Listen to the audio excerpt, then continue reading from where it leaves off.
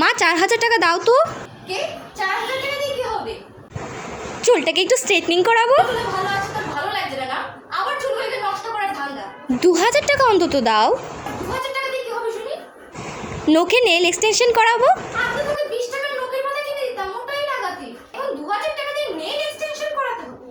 তাহলে 1000 টাকা অন্তত দাও, মুখটা একটু ফেসিয়াল করাই। আচ্ছা মানু, তোকে মুখে একটু হলুদ লাগিয়ে দিই। আমি ছোট ছিলিস, আমি মাখতাম, তুই শুধু চাইতি। দেখবি মুখটা কত গ্লো করছে। চাই না আমার টাকা। তাড়াতাড়ি করবি, চাইলে আমি তোকে কোনো টাকা দিতে পারবো না। এই যে মহারানী, এখন ফেরার নাম হলো? কখন গিয়েছিলি তুই পুজোর কেনাকাটা করতে? জানি কি কিনেছি। ওই তো ছোট ছোট টপ। আর তুই আবার আমার জন্য শাড়ি কিনে এনেছিস, তা এত টাকা পেলি কোথায়? তোর যা পছন্দের বাহার, ভগবান জানে তুই কি এনেছিস। এই শাড়িটা তুই আমার জন্য এনেছিস? বাহ, শাড়িটার রংটা তো বেশ ভালো হয়েছে। আমাকে কিন্তু খুব মানাবে বল। তোর পছন্দের তো জবাব নেই বলতে হবে। তা নিজের জন্য কি এনেছিস?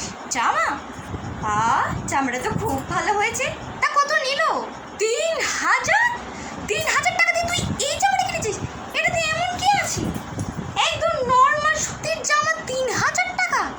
দোকানটা না তোকে পুরো ঠকিয়ে দিয়েছে। তা আমার শাড়িটা তুই কত টাকা দিয়ে আনলি? 1500।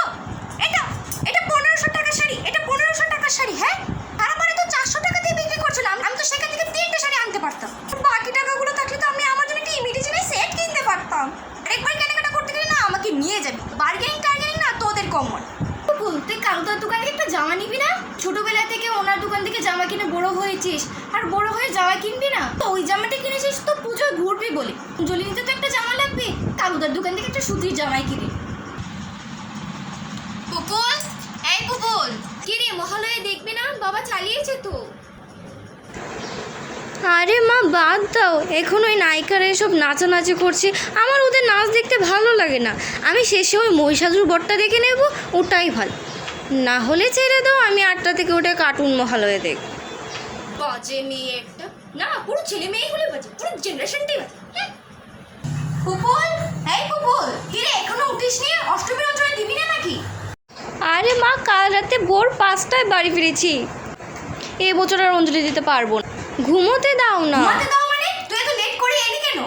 ওঠ বলছি, এক্ষুনি গিয়ে স্নান কর, অঞ্জলি দিবি। ও পরের বছর অঞ্জলি দিয়ে দেবো। আমি 4 বছর ধরে শুনছি পরের বছর দেবো। এক্ষুনি উঠে স্নানটা করে অঞ্জলি দিতে যাবি। তুমি না প্রচণ্ড জ্বালাও। কি বললি? স্নান করে অঞ্জলি দিতে যা।